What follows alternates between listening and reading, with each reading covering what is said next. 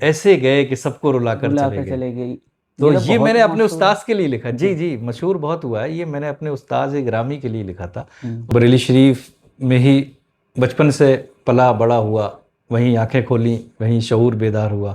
وہ شہر محبت جہاں مصطفیٰ ہیں. اس کلام کے بارے میں جاننا چاہیں گے کہ یہ کلام کسی کی فرمائش پر لکھا گیا، اور آپ نے کب لکھا، کہاں بیٹھ کر لکھا، کون سے سن میں لکھا، اور کس کو پڑھنے کے لیے دیا؟ دیکھیں بارگاہ سرکار مخدوم اشرف جہانگیر سمنانی میں بیٹھ کے لکھا یہ کلام.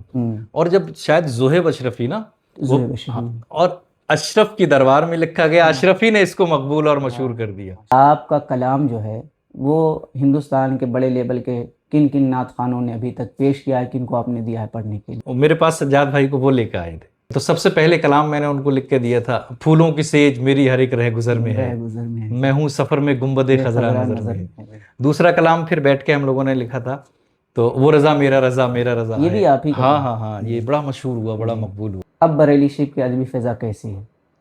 اب پہلے جیسی نہیں ہے. دل تو عشق و محبت کی نگری میں ہے، میرا گھر ہی اے اظہر بریلی میں ہے، بچپنے میں دیار رضا مل گیا، شاعری کے لیے اور کیا چاہیے.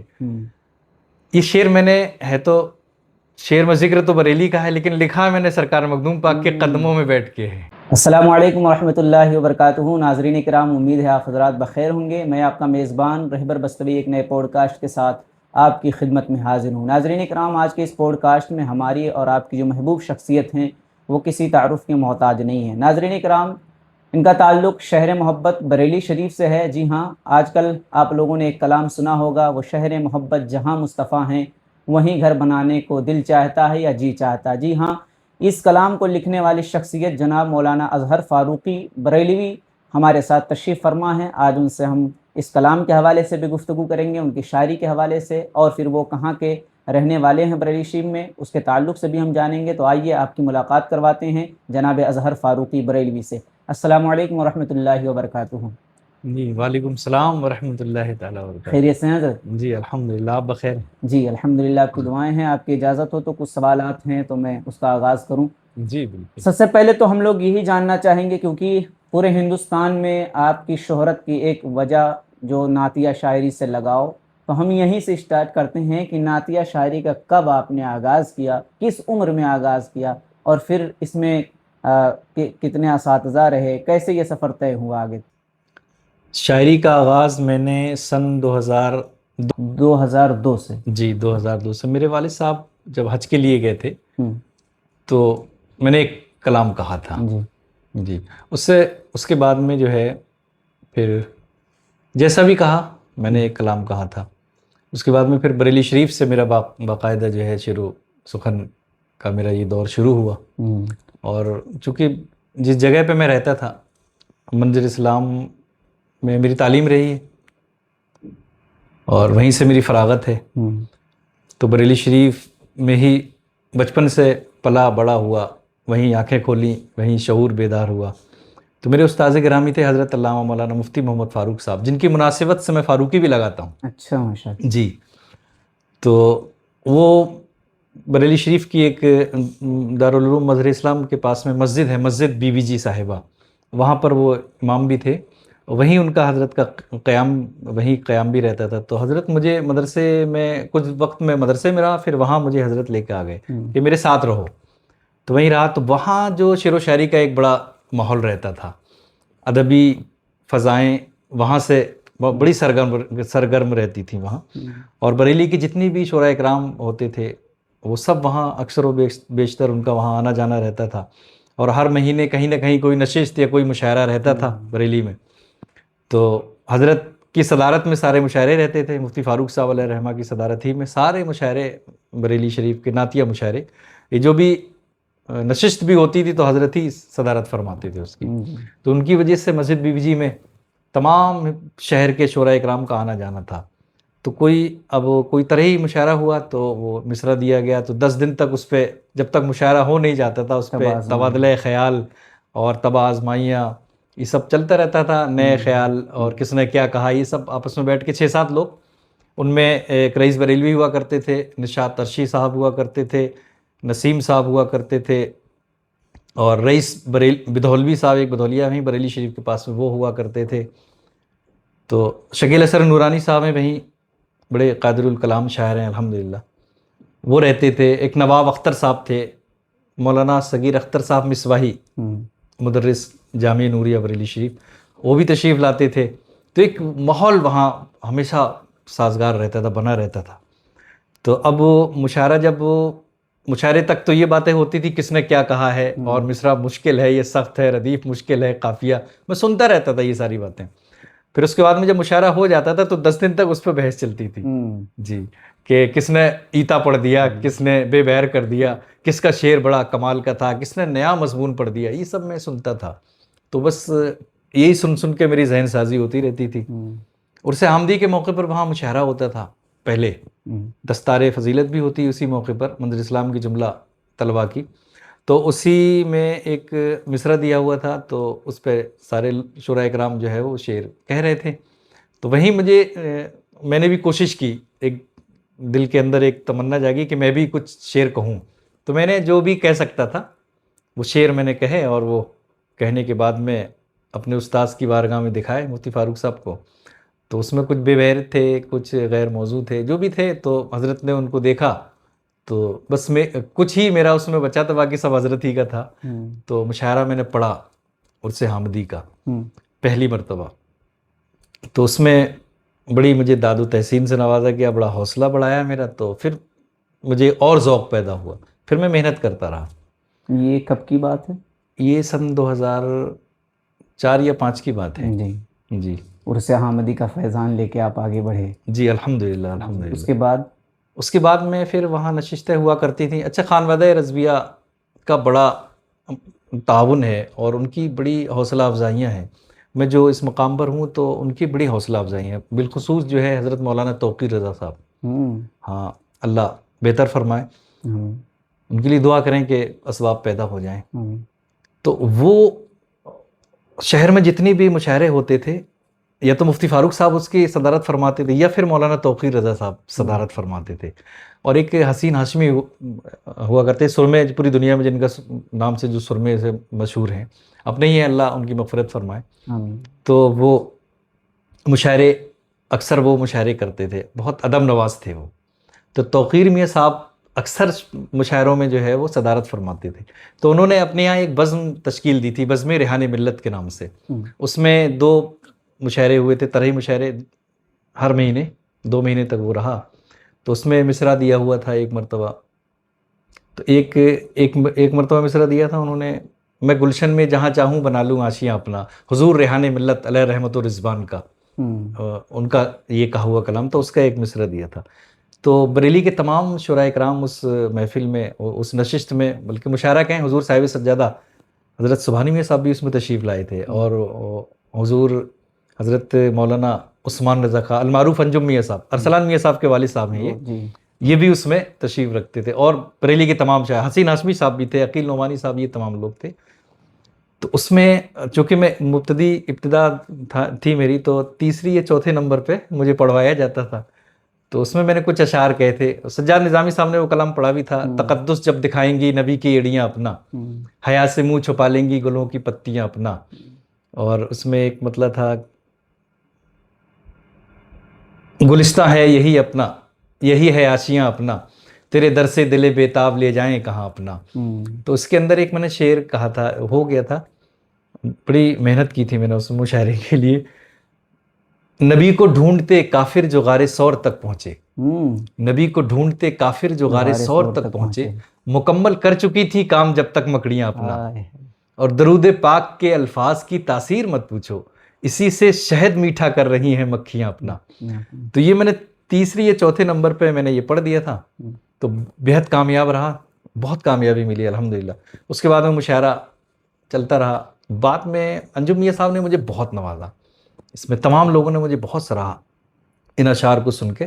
تو انجم میاں صاحب نے مجھے کہا کہ کل میرے آفس میں آ کے ملنا، یاد سے جیب میں دیکھنے لگے. تو کہاں بڑے لوگ نہیں رکھتے ہیں کچھ جیب میں.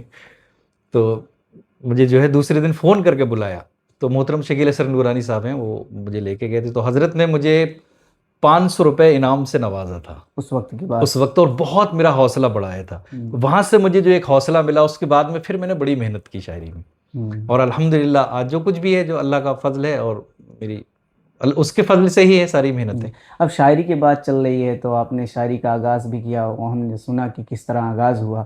تو شاعری میں اساتذہ کون کون ہیں، کن کن کی رہنمائی آج تک آپ کے ساتھ رہی؟ شاعری میں میرے خصوصی طور پر تو حضرت مولانا مفتی فاروق صاحب علیہ رحمہ، وہ صدر مفتی بھی تھے دارالتعلیم اسلام بریلی شریف کے. جی، بہت قادر الکلام شاعر، بہت زود گو، تو وہی تھے. اور پھر مجھے وراثت میں بھی شاعری ملی. میرے والد صاحب، والد بزرگوار جو ہے وہ بھی اچھے شعر کہتے ہیں اور خوب شعر کہتے ہیں. اب تو نہیں کہہ پاتے مصروفیات کی وجہ سے. میرے دادا میاں حضور حضرت شفقت میاں علیہ رحمہ، وہ بھی جو ہیں وہ شعر و شاعری کرتے تھے، شغف رکھتے تھے. تو کچھ تو یہ وراثت میں ملا ہوا تھا، پھر کچھ ماحول سازی، پھر بارگاہ سرکار اعلیٰ حضرت کا ملنا، اور سرکار اعلیٰ حضرت کی بارگاہ میں وہاں پر وہ تو سرکار اعلیٰ حضرت تھی تو وہ نعت کا اسکول ہیں وہ تو. جی ماشاءاللہ. تو پھر وہاں سے ہوتا چلا گیا یہ. جی، اب دیکھا یہ بھی گیا کہ آپ نے کہا کہ 2002 سے آپ نے شاعری کا آغاز کیا، اور عموماً ہم جہاں تک جان پائے ہیں 2020 یا 21 تک آپ ایک دم روپوش رہے، یعنی چھپے ہوئے رہے. کوئی نہیں جانتا تھا کہ آپ بھی کلام کہتے ہیں، یا جو سجاد نظامی وغیرہ کلام آپ کے پڑھیں تو وہ بھی نہیں جان پائے کہ اظہار فاروقی ہے کون. اچانک آپ پھر 3-4 سالوں کے اندر، یا 5 سال کہہ لیا جائے، ایک دم آپ کا نام ہائی لائٹ ہوا، اور دنیا یہ جاننے لگی کہ وہ شہر محبت جہاں مصطفیٰ ہیں، وہیں گھر بنانے کو جی چاہتا ہے. اور پھر آپ اتنے سال چھپے رہے، اچانک کیسے باہر آنا ہوا؟ کسی کے ذریعے آنا ہوا یا پھر آٹومیٹک؟ نہیں، اصل میں میں تھوڑا سا بریلی میں تو کچھ لوگ اطراف میں جانتے تھے مجھے، مخصوص لوگ، اور جو اسٹیج کے لوگ ہیں جو چند افراد وہ مجھے جانتے تھے. اور پھر میرے مزاج میں تھوڑی سی دیکھ رہے ہیں سادگی میں، تو میں رہتا تھا، میں بچا رہتا تھا، میں نہیں. لیکن میرا نام اظہر ہے، تو اللہ کی رحمت چاہتی تھی کہ تمہیں ظاہر ہونا ہے، تو مجھے اللہ نے ظاہر کر دیا، اور کوئی چھپا نہیں پایا، اور جو اللہ چاہتا ہے وہی ہوتا ہے. جی، اب ہم یہ بھی جاننا چاہیں گے جو ابھی فی الوقت آپ کا کلام چل رہا ہے، وہ شہر محبت جہاں مصطفیٰ ہیں، اس کلام کے بارے میں جاننا چاہیں گے کہ یہ کلام کسی کی فرمائش پر لکھا گیا، اور آپ نے کب لکھا، کہاں بیٹھ کر لکھا، کون سے سن میں لکھا، اور کس کو پڑھنے کے لیے دیا آپ نے؟ یہ کسی کی فرمائش پر نہیں لکھا تھا. یہ کلام میں نے دیکھیں، میں سن 2014 میں سرکار مخدوم اشرف جہانگیر سمنانی کی بارگاہ کرم میں حاضر ہوا. کچھ مشکلات ایسی آئیں، کچھ تو میں سرکار کی بارگاہ میں حاضر ہوا. پھر وہاں مستقل طور پر کچھ وقت میں قیام کیا میں نے. پھر وہاں ایک دن بڑی عجیب سی کیفیت تھی، بہت دل ٹوٹا ہوا تھا. تو پھر یہ بیٹھا تھا نیر شریف کے کنارے، سرکار مخدوم پاک کا گنبد دیکھ رہا تھا. تو یہ شروع ہوا وہاں پھر ایک وہ شہر محبت جہاں مصطفیٰ ہیں، کوئی نعت میں سن رہا تھا مدینہ شریف کی. تو پھر مطلع یہ آیا، یہ کرم تھا سرکار کا، اور لکھوانا تھا. تو پھر وہیں بیٹھ کے سیڑھیوں پہ بیٹھ کے 3 دن میں 3-4 شعر پہلی نشست میں ہوئے، پہلی وہ. پھر اس کے بعد میں دوسرے دن پھر بیٹھا میں، تو پھر وہ جو رہ گئے تھے نا، جو 3 شعر تو ایک مطلع 2 شعر ہو گئے تھے، اس کے بعد پھر 17-18 شعر ہوئے اس میں. اچھا، یہ پھر یہ مقبولیت کی، اس کی جو اتنا مقبول جو یہ کلام ہوا ہے نا، یہ کلام سب سے پہلے تو ایک میرے بڑے اچھے عزیز دوست ہیں حضرت شاعر اسلام نعیم اختر صاحب، انہوں نے پڑھا تھا پہلی مرتبہ ان کو دیا تھا میں نے، انہوں نے پڑھا. وہ مقبول نہیں ہو پایا، پھر طاہر رضا رامپوری صاحب نے اس کو پڑھا ماشاءاللہ. ان کے پڑھنے سے یہ مقبول ہوا، مشہور ہوا. پھر کچھ حد تک، پھر اس کے بعد میں جب پاکستان پہنچ گیا، وہاں سے اٹھا لیا. اب دیکھیں، بارگاہ سرکار مخدوم اشرف جہانگیر سمنانی میں بیٹھ کے لکھا یہ کلام. اور جب شاید زہیب اشرفی نا، اور اشرف کی دربار میں لکھا گیا، اشرفی نے اس کو مقبول اور مشہور کر دیا. یہ کلام جو ہے جب پاکستان پہنچا تب مشہور اور مقبول ہوا ہے. جی، میں چاہتا ہوں کہ آپ کی زبانی، آپ کا مطلب بھی اور آپ کا مقطع بھی میں سننا چاہتا ہوں، کیونکہ بہت سارے لوگ نہیں جانتے ہیں، اور شاید ابھی ان لوگوں تک بات پہنچی نہیں ہے جو عوام الناس. علماء تک تو الحمدللہ باتیں پہنچ گئی ہیں، لیکن وہ مقطع اور مطلع آپ 2 شعر وہ شہر محبت کا. مطلع تو یہی ہے، وہ شہر محبت جہاں مصطفیٰ ہیں، وہیں گھر بنانے کو جی چاہتا ہے. وہ سونے سے کنکر، وہ چاندی سی مٹی، نظر میں بسانے کو جی چاہتا ہے. اس میں ایک شعر تھا، جو دیکھا ہے روئے جمال رسالت، تو بولے عمر مصطفیٰ جان رحمت. طاہر بھائی نے وہاں اپنا نام لگا لیا تھا. تو یہ اصل شعر تھا یہ. جو دیکھا ہے روئے جمال رسالت تو بولے عمر مصطفیٰ جان رحمت, بڑی آپ سے دشمنی تھی مگر اب غلامی میں آنے کو جی چاہتا ہے. پھر اس کا مقطع میں نے یوں کہا تھا, جو دیکھا ہے آقا کے قدموں کا پتھر تو کیا حال دل کا بتاؤں اے اظہر, کبھی سر پہ رکھنے کو جی دل چاہتا ہے, کبھی سر جھکانے کو جی چاہتا ہے. سبحان اللہ, یہ مقطع تھا. جی یہ اصل مقطع ہے. اچھا ماشاء اللہ, اب ہم یہ بھی جاننا جس کو لوگ مقطع سمجھ رہے ہیں وہ شعر ہے. وہ شعر ہے, مقطع اصلی یہ ہے. جی اب ہم یہ بھی جاننا چاہیں گے حضرت, آپ کا کلام جو ہے وہ ہندوستان کے بڑے لیبل کے کن کن نعت خوانوں نے ابھی تک پیش کیا ہے, کن کو آپ نے دیا ہے پڑھنے کے لیے؟ سب سے پہلے میرا کلام جو ہے, سب سے پہلے جب میرے ایک ساتھی ہے مولانا فہیم رضا صاحب, بریلی شریف میں رہتے ہیں, ہاں حضور تاج الشریعہ علیہ رحمہ کے خلیفہ بھی ہیں وہ. تو وہ میرے ہم جماعت بھی تھے, ہم سبق بھی تھے. اور تو اس وقت وہ نظامت کرتے تھے بریلی شریف میں, اطراف میں جتنے پروگرام رہتے تھے وہی نظام تو وہ نظامت کرتے تھے. تو سجاد نظامی صاحب جو ہے ان کی نظامت میں پڑھتے تھے. سجاد میں نے ان سے کہا کہ میرے پاس کلاموں کی کمی ہے تو مجھے کسی سے ملوائیں. تو یہ فہیم بھائی نے کہا ٹھیک ہے, میرے ایک دوست ہیں اظہر فاروقی, حالانکہ کچھ لوگ مجھے جانتے تھے وہاں, تو ان سے میں آپ کی ملاقات کراتا ہوں. تو وہ مجھے میرے پاس سجاد بھائی کو وہ لے کے آئے تھے. تو پھر بیٹھ کے بات ہوئی, تو پھر میں نے ان سے کہا کہ مقطع پر جب بات آ گئی تو میں نے کہا مقطع تو میرا رہے گا.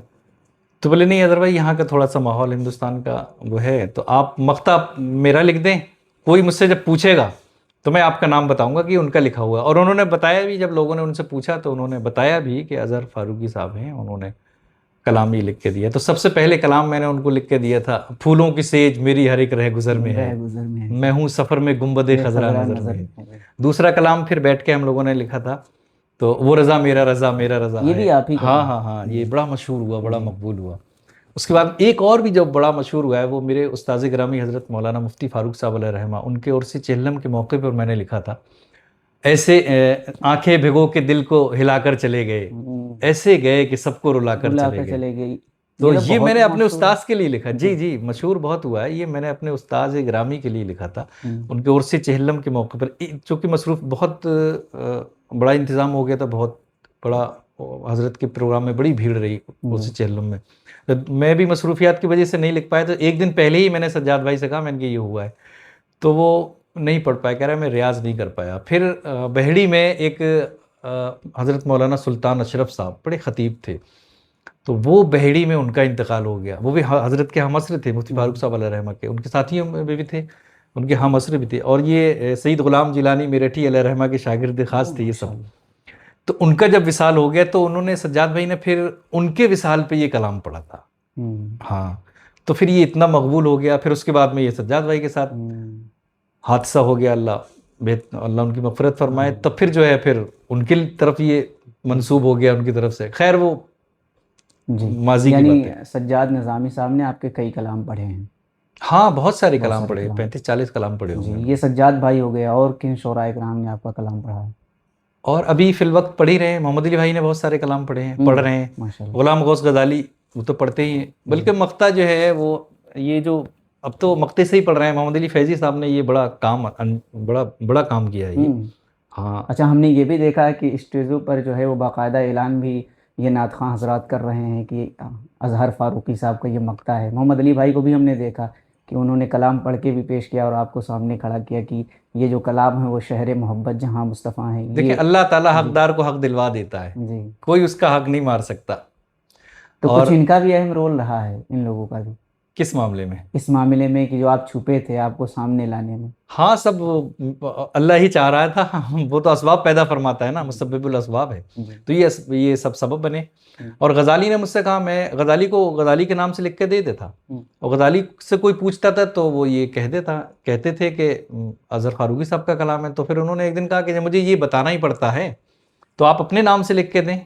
تو میں غزالی بھائی, ہاں غزالی نے یہ کہا کہ آپ اپنے نام سے ہی لکھ کے دیں مجھے. تو پھر میں نے اپنے نام سے ہی لکھ کے دیا. میں نے کہا ٹھیک ہے. پھر محمد علی بھائی کہنے لگے کہ آپ اپنے نام سے ہی لکھ کے دیا کریں. اور سید شواد میاں صاحب نے, انہوں نے تو مجھ سے وعدہ لیا کہ آپ کسی کے نام سے لکھ کے نہیں دیں گے, آپ اپنے مقطع سے ہی لکھ کے دیں گے, کوئی پڑھے نہ پڑھے. سجاد نظامی صاحب, جی, محمد علی بھائی فیضی, پھر اس کے بعد غلام غوث غزالی, یہ 3 شاعر ہو گئے जो अभी प्रॉपर पहले चल भी रहे थे नहीं, सज्जाद सैफ भाई भी पढ़ते हैं सैफ मेरे भाई कलाम, भी हो सैफ गए। काफ़ी वक्त से पढ़ रहे हैं। जी और नईम अख्तर साहब थे, और एक बरेली शरीफ में फ़हीम अख्तर साहब हैं, वो पढ़ते हैं, सैफ भाई हैं। अब तो और और अजमत भागलपुरी साहब ने भी एक दो कलाम पढ़े हैं अभी, अच्छा शायद उनको माशाल्लाह। उनको भी। हाँ, मोइन कादरी ने भी पढ़े हैं। नदीम भाई ने भी पढ़े हैं, नदीम फैजी साहब ने। माशाल्लाह। बस मसरूफियत की वजह से मैं दे नहीं पाता हूँ इन लोगों में, माजरत खाऊँ इन हजरात से। अच्छा, अब तो क्योंकि ये बड़े शोराए कराम या नात खां हज़रात जब आपका कलाम पेश करते होंगे तो जी। लोगों ने जब सुना कि अजहर फ़ारूक़ी हैं तो आपसे रब्ता करने की भी कोशिश करते होंगे, जो छोटे शोराए कराम हैं या अभी निकल कर बाहर आना चाहते हैं, इस फील्ड में आना चाहते हैं। बहुत सारे फ़ोन, हाँ, बहुत सारे राब्ते में रहते हैं, लेकिन नहीं कर पाऊंगा मैं, कैसे कर सकता हूँ इतना। जी हाँ, एक कलाम कहने में, किसी शायर से पूछिए आप, एक कलाम कहने में जो है कितनी तवानाई और कितनी मशक्क़त और किन मराहिल से गुजरती है फ़िक्र, और वो बड़ा मुश्किल होता है। ग़ुलाम गौस ग़ज़ाली साहब ने एक कलाम पढ़ा था, शहर तैयबा का वो बाज़ार बड़ा प्यारा है। अमूमन ये आप ही का कलाम है, तो इस कलाम के बारे में जानना चाहेंगे कि ये कलाम कहाँ लिखा आपने, उनकी फरमाइश पर लिखा, कैसे लिखा? हाँ, उन्होंने एक मिसरा दिया था मुझे, तो मैंने कहा इसको यूं कर ले, तो फिर लिखा था ये। शायद मैं उस वक्त बहराइच शरीफ सैयद सालार मसूद गाजी की बारगाह में जा रहा था हाँ माशाल्लाह। हाज़िरी के लिए, तो मकबूलियत का वक्त था, वो हो गया मकबूल, कलाम हो गए शेर। जी तो अच्छा पढ़ा है गज़ाली ने, अच्छा पढ़ा माशाल्लाह। माशाल्लाह। अक्सर देखा जाता है कि लोग जो मकबूल होते हैं वो किसी एक खानकाह में मकबूल हो जाते हैं तो उसी खानकाह को पकड़ कर रखते हैं, वही खानकाह से जुड़े रहते हैं।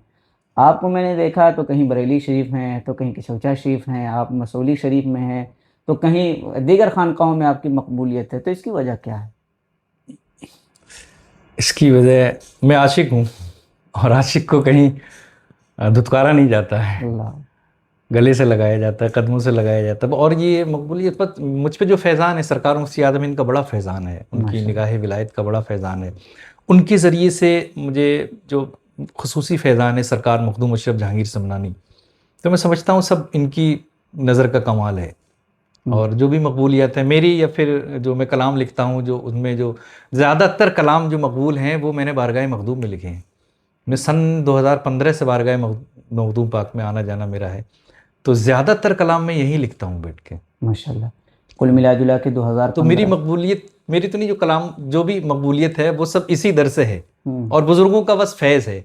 सरकार साहब पाक कलियर शरीफ, उनका बड़ा फैज़ है मेरे जी। मेरे साथ में। सही सालार मसूद गाजी, उस दरबार का बड़ा फैज़ान है, तो इन बुज़ुर्गों का फैज़ान है मेरे साथ। आपने ज़िक्र किया कि 2015 से आप दयार मखदूम अशरफ में रह रहे हैं, मुस्तकिल आना जाना हो रहा है। क्योंकि ये बड़ी बारगाह है, तो इस बारगाह से इन 10 साल 11 सालों में आपने कितना फैज़ हासिल किया और क्या क्या मतलब आपने अपॉर्चुनिटी हासिल की है? देख ही रहे हैं आप, मैं क्या बताऊं जी, थोड़ा कितना सा फैज़ ज़िक्र हासिल करें है। आप, क्योंकि हमारे नाजरीन देख रहे हैं, आपसे सुनना चाहते हैं। ये बारगाह, इतना फैज़ मुझे मिला है, मैं नहीं बता सकता, जी शुमार नहीं कर सकता मैं। बस फैज़ ही फैज़ है, बहुत फैज़ है। लोग देखेंगे, लोग देख रहे हैं और लोग देखेंगे इंशाल्लाह आगे भी। जी हाँ, खुद कहेंगे कि ये बारगाह मखदूम का फैज़ान है। जी मेरी तमन्ना है कि मुझे लोग देखें तो सरकार मखदूम पाक को याद करें, इनके फैज़ान को, इनके करम को याद करें। जी। बस ये मेरी, और इस दामन में मैं छुपा रहा हूँ। अमूमन देखा जाता है बरेली शरीफ और किशौचा शरीफ हैं तो एक ही, लेकिन लोगों ने बज़ाहिर उन्हें अलग अलग देखना शुरू कर दिया है। आप बरेली में शायरी को आपने सीखा, बरेली में शायरी, उसकी परवान जो चढ़ी और पूरी दुनिया ने जो देखा वो दयार मखदूम अशरफ से देखा। जी जी, ये मुश्तरका फैज़ान है बरेली और किचौचा का मुझ पर। माशाल्लाह। मुझे तो किचौचा शरीफ में बरेली शरीफ के हवाले से बड़ी मोहब्बतें मिलती हैं। आपने जो कहा कि वो जो भी होगा वो, लेकिन मुझे तो बड़ी मोहब्बतें मिलती हैं बरेली के नाम से, और ज़्यादा मिलती हैं अल्हम्दुलिल्लाह। और तमाम खानवादा अशरफिया बड़ी मोहब्बतों से नवाजते भी हैं। माशाल्लाह। हाँ, और मुझे मुझे बड़ी इज़्ज़तें और बड़ी मोहब्बतें यहाँ मिली सरकार मखदूम पाक के दयार में। बरेली होने की, बरेली से की वजह से और भी मिली है मुझे। हाँ, मैं तो इसका गवाह हूँ मुझे देख ही रहे हैं आप। जी जी जी, माशाल्लाह। खैर अल्लाह हमारी ये मोहब्बतें और बरकरार रहें। जी, हिंदुस्तान में जो अब नातिया शायरी का माहौल हो गया है, किन शोराए कराम से आप ज़्यादा मुतासिर हैं, किन की नातिया शायरी आपको पसंद आती है? मैं हज़रत हलीम हाज़िक साहब को जो है वो सुनता हूँ, ان کا اسلوب فکر اپنانے کی کوشش کرتا ہوں. وہ بہت اچھا کہتے ہیں, اللہ ان کو سلامت رکھے. آمین. پھر جاوید صدیقی صاحب ہیں گونڈا, وہ بڑے شعر کہنے والے ہیں, بڑے کلام اور بڑے مقبول ہیں. وہ ان سے بھی بڑا متاثر ہوں. پھر ایک ہیں حضرت مولانا حسن رضا اطہر صاحب بکارو جی. کیا کمال کے شاعر ہیں, کیا شعر کہتے ہیں. وہ بہت مزہ آتا ہے مجھے ان کو پڑھ کے, ان کو سن کے. جی. یہ 3 شعراء کرام ہیں جن کے کلام اور بھی یہ بہت سارے لوگ ہیں, لیکن ان 3 نمایاں یہی ان 3 حضرات کو میں بڑا پسند کرتا ہوں. ماشاءاللہ. اچھا, ابھی بھی جب آپ کلام لکھتے ہیں تو کیا ابھی بھی آپ کو ایسا لگتا ہے کہ مجھے اصلاح کی ضرورت پڑتی ہے؟ اگر پڑتی ہے تو پھر کس سے اصلاح لیتے ہیں؟ ہاں بالکل پڑتا ہے. تو اگر مجھے ضرورت پیش آتی ہے تو جہاں مجھے لگتا ہے کہ مجھے یہاں مشورہ کرنا چاہیے, تو بہت سارے لوگ ہیں ہندوستان میں, اور بالخصوص اس میں حضرت مولانا صغیر اختر صاحب مصباحی, ان سے میں رابطہ قائم کرتا ہوں. میری بستی میں ہی ایک نوجوان ہیں, ڈاکٹر ہیں ناظم فاروق, بڑی انہوں نے فن عروض پہ بڑی محنت کی ہے, اور یہاں ان کا نام لینا ذکر, حالانکہ میرے ان کے مشورے تو کبھی 1 یا 2 بار, لیکن اب جو ہے مجھے اگر کہیں محسوس ہوتا ہے تو میں ان کو بھی فون کر لیتا ہوں. اس میں کیا ہے. جی ماشاءاللہ, اصلاح لے لیتے ہیں آپ ابھی بھی. ہاں جہاں ضرورت پڑتی تو. اچھا, یہ جو شاعری کی بات ہو گئی کہ کس سے آپ متاثر ہیں, کس نعت خواں کی آواز کو زیادہ پسند کرتے ہیں سننے میں؟ جی. سبھی سب اچھا پڑھتے ہیں, ایک پسند کی بات ہے. میں اسد بھائی کو پسند کرتا ہوں. ہاں, کیونکہ آپ اس فیلڈ میں جب آئے تو یہاں آواز پر لوگ سب کو پسند کر رہے ہیں, اور آپ تحت لفظ میں شاعری کرتے ہیں.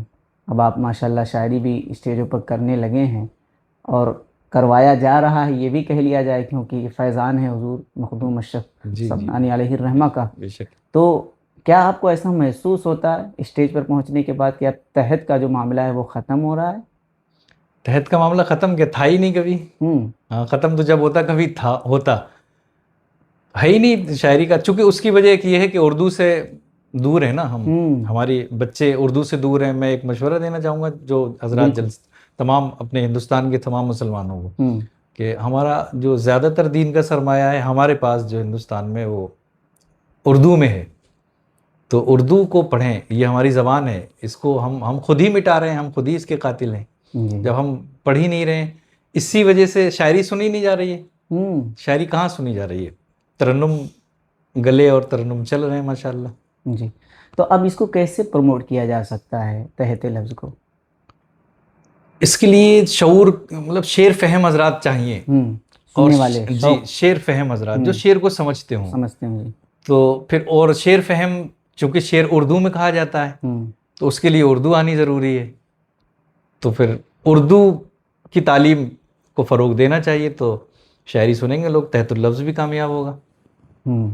جلسوں میں, ہمارے یہاں جلسوں میں جو ہے وہ تعلیم کی کمیاں ہیں, عوام جو بھی ہیں ان کے پاس تعلیم نہیں ہے.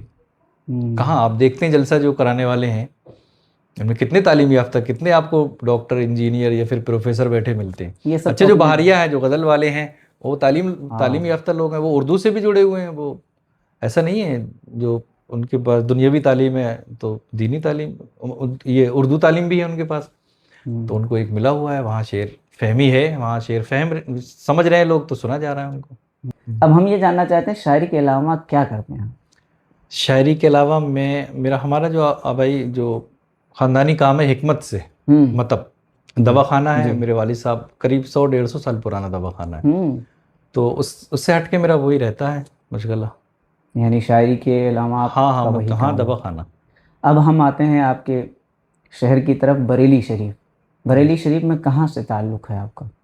بریلی شریف میں, بریلی اور پیلی بھیت کے بیچ میں ایک جگہ پڑتی ہے حافظ گنج, وہاں سے ایک روڈ گیا ہے قصبہ ہررپور مٹکلی, وہاں میرا غریب خانہ ہے, وہیں میری پیدائش ہوئی ہے. آپ کے خاندانی بیک گراؤنڈ کے بارے میں مختصر کچھ جاننا چاہیں گے. آپ کے والد گرامی کیا ہیں, اور پھر اس کے بعد دادا وغیرہ جو ہیں؟ ہاں, جب آپ نے یہ سوال کیا ہے تو میرا خاندانی بیک گراؤنڈ کیا کہ ہمارے خاندان میں بڑے سیدھے اور پرہیزگار لوگ رہے ہیں. میرے والد صاحب ہیں, کبھی آپ آئیں گے تو دیکھیے ان کو, لوگوں سے پوچھیں. تو بیت الخلافت بھی ہے والد صاحب, ہاں پیر بھی ہیں. دادا میاں حضور, وہ بھی, ان کے بھی بہت سارے مرید تھے. تو بس یہی میرا خاندان ہے. ایک نہایت دینی اور مذہبی گھرانے سے میرا تعلق ہے. اب تعلیمی سفر کے بارے میں تھوڑا سا جاننا چاہیں گے کہ کہاں سے آپ نے آغاز کیا، الف با تا سے بتائیے گا، اور کب فضیلت یا جس کی بھی دستار بندی ہوئی کہاں اینڈ ہوا؟ ابتدائی تعلیم تو گھر ہی میں، دینی تعلیم تو گھر ہی سے، والد صاحب بھائی تھے، دادا میاں حضور علیہ رحمہ، ان سے بھی میں نے پڑھا ہے. پھر اس کے بعد میں تھوڑا اسکول کی پڑھائی رہی، قریب 8ویں کلاس تک میں نے اسکول کیا. پھر حضرت مفتی فاروق صاحب علیہ رحمہ جب انہوں نے کہا کہ بریلی شریف ان کو پڑھائیں آپ مدرسے میں بریلی، تو پھر وہاں ان کے چھوٹے بھائی ہیں ایک مولانا ذیشان صاحب، اب وہ نہیں ہے، وہ اللہ ان کی مغفرت فرمائے. تو ان کے پاس حضرت نے مجھے لے جا کے بٹھالا، اور جو میری اعدادیہ جو فارسی کی پہلی، دوسری، تیسری، اور عربی، منہاج العربی، اور یہ پھر گلستان تک میں نے یہاں ان کے پاس پڑھا، مولانا ذیشان صاحب. پھر اس کے بعد میں پھر مفتی فاروق صاحب مجھے منہج اسلام بریلی شریف لے گئے سن 1997 یا 98 میں، غالباً منہج اسلام میں میرا داخلہ ہوا تھا. 97 میں یا 98 میں. جی. جی. دستار بندی کب آپ کی ہوئی؟ ایسی 2006 میں یا 7 میں ہوئی ہے. جی. جی. کس چیز کی دستار بندی؟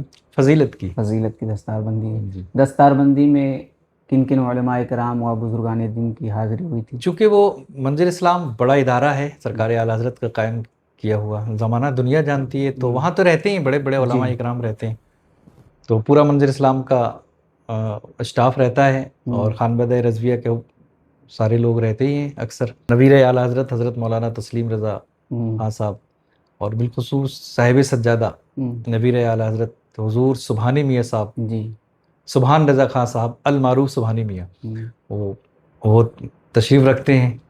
اور ان کے صاحبزادے جو فی الوقت صاحب سجادہ ہیں، حضرت علامہ مولانا حسن رضا خان صاحب، حسن میاں صاحب، وہ بھی رہتے ہیں. بریلی شریف ادبی زمین ہے، تو بریلی شریف میں عرس کے موقع پہ بھی نعتیہ مشاعرے ہوتے ہیں. جی جی. تو پہلی حاضری کب ہوئی تھی وہاں پر اسلامیہ گراؤنڈ میں آپ کی؟ وہاں کیونکہ بڑا مشاعرہ ہوتا ہے. ہاں، سن 2007 میں نے پہلا مشاعرہ پڑھا تھا. وہ میری ہمت نہیں کر پا رہا تھا، لیکن شکیل حسن نورانی صاحب ہیں، وہ بڑے اچھے شاعر ہیں، بڑے قادر الکلام، وہ مجھے لے کے گئے تھے. اور فیروز راحت صاحب یہ آتے تھے، یہ بھی چلو بھائی آپ شعر اچھے کہتے ہو پڑھو. تو پھر پہلی مرتبہ جو ہے 2007 میں نے پڑھا تھا. اس کے بعد سے کنٹینیو آپ کا آنا جانا وہاں ہر سال؟ ہاں، تو میں تو وہیں رہنا ہی ہوتا تھا میرا. جی. ابھی بھی تو آپ جیسے مان لیجیے کہ شوچا شریف میں رہتے ہیں، اس کا موقع آتا ہے تو نعتیہ مشاعرے میں شرکت ہوتی ہے؟ ہاں، شرکت ہوتی ہے الحمدللہ. ہر حال میں؟ جی، ہر حال میں. طبیعت بس ٹھیک رہے مطلب. جی. ابھی تک کوئی ناغہ نہیں ہوا؟ نہیں، درمیان میں کچھ ناغے ہو گئے تھے کسی مجبوری کی وجہ سے. جی. بریلی شریف میں جیسے پہلے ماحول تھا، اب اس کے ماتحت بمقابل دیکھا جائے، اب بریلی شریف کی ادبی فضا کیسی ہے؟ اب پہلے جیسی نہیں ہے. پہلے جیسی تو نہیں ہے. پہلے جو اساتذہ اکرام تھے، جو شعراء اکرام تھے، وہ بڑے مضبوط، اور اب نہیں ہے وہاں ذوق. اب بس کچھ لوگ ہیں، جیسے ایک ہیں اسرار نسیمی صاحب ہیں، مولانا صغیر اختر مصباحی صاحب ہیں، ایک میرے عزیز دوست ہیں ڈاکٹر امن تلیہ پوری، وہ کرتے ہیں. ایک رئیس بدھولوی صاحب ہیں، یہ لوگ ہیں کرتے ہیں شاعری. اور بھی ہیں جو میرے علم میں نہیں ہیں. ایک نام میں لوں گا، ایک میرے شاگرد ہیں مولانا ظفر بزمی، اچھے شعر کہتے ہیں ماشاءاللہ. وہ محنت کر رہے ہیں، دعا کریں کہ اللہ کامیابیاں عطا فرمائے ان کو. یہ پہلے سے کافی زیادہ فرق پڑا ہے. ہاں، پہلے سے بہت بڑا خسارہ ہو گیا، اور وہ کبھی پر نہیں ہو سکتا. آخر میں ہمارے ناظرین کو جو شاعری سے شغف رکھتے ہیں یا شاعری کرنا چاہتے ہیں، ان کو کیا مشورہ دینا چاہیں گے؟ وہ اردو پڑھیں، وہ خوب اردو مطالعہ بہت وسیع کریں، ان کے پاس الفاظ کا ذخیرہ ہونا چاہیے. اور نعت، چونکہ نعت کا میدان ہے، سیرت پڑھیں، زیادہ سے زیادہ حضور کی سیرت پڑھیں، اور تاریخ کا مطالعہ کریں، ہمارے اسلاف نے کیا کیا ہے، ہمارے اجداد. تاریخ پڑھیں اور مطالعہ کریں اردو کا. اور کسی اچھے جو علم عروض سے واقف ہو، اس سے منسلک ہو جائیں، اور کہیں نبی کے عشق میں نعتیں کہیں. درود پڑھا کریں، درود کی کثرت کریں. درود بہت ضروری ہے. آپ کے کلام میں اگر روحانیت آئے گی تو وہ درود سے آئے گی. اگر آپ کو لوگ آپ کے کلام مقبول ہوں گے تو وہ درود سے ہو. سرکار اعلیٰ حضرت کے کلام دیکھ رہے ہیں کتنے مقبول ہیں. حضرت آپ دیکھ لینا ہمارے اسلاف کے جو کلام، حضرت حسان بن ثابت، حضرت شیخ سعدی شیرازی، حضرت امیر خسرو عشق کریں. جی عشق بہت ضروری ہے. عاشق نہیں ہوگا تو شاعر نہیں ہوگا. شاعر نہیں. عشق کریں. ہاں اللہ کے رسول سے عشق کریں. جی ہاں چلتے چلتے آخر میں ہم چاہیں گے کچھ اشعار ہمارے ناظرین کو بھی پیش کر دیں، اس کے بعد پوڈ کاسٹ. سنتے ہی رہتے ہیں نا. جی نہیں ہمارے پوڈ کاسٹ میں وہ سنانا ضروری ہے آپ کو. مدینہ شریف سے واپسی پر میں نے چند اشعار کہے تھے، ابھی اور بھی کلام کہیں تو وہ میں پڑھنا چاہتا ہوں. جی مدینہ جب تلک دیکھا نہیں تھا، ہوں مدینہ جب تلک دیکھا نہیں تھا، میں پیاسا تھا مگر اتنا نہیں تھا. مدینہ جب تلک دیکھا نہیں تھا، میں پیاسا میں تھا. پیاسا تھا مگر اتنا نہیں تھا. محبت تھی مگر ایسی نہیں تھی، محبت تھی مگر ایسی نہیں تھی. دیوانہ تھا مگر ایسا نہیں تھا. ہائے ہائے. محبت تھی مگر ایسی نہیں تھی، دیوانہ تھا مگر ایسا نہیں تھا. جمال گنبد خضرا سے پہلے، جمال گنبد خضرا سے پہلے کبھی اس طرح دل دھڑکا نہیں تھا. جمال گنبد خضرا سے پہلے کبھی اس طرح دل دھڑکا نہیں تھا. اور یہاں تو جان پر ہی آ بنی ہے، یہاں تو جان پر ہی آ بنی ہے، مدینے میں کوئی خطرہ نہیں تھا. یہاں تو جان پر ہی آ بنی ہے، مدینے میں کوئی خطرہ نہیں تھا. اور مدینے کی جدائی مار دے گی، ہمیں اظہر یہ اندازہ نہیں تھا. مدینے کی جدائی مار دے گی، ہمیں اظہر یہ اندازہ نہیں تھا. 4 مصرے اور پڑھنا چاہتا ہوں. میں حق سے شرابی ہو چکے ہیں، میں حق سے شرابی ہو چکے ہیں، شرابی ہو چکے ہیں، محبت میں گلابی ہو چکے ہیں. میں حق سے شرابی ہو چکے ہیں، محبت میں گلابی ہو چکے ہیں. ابو جہل عقل کب آئے گی تجھ کو، ابو جہل عقل کب آئے گی تجھ کو، تیرے کنکر سیابی ہو چکے ہیں.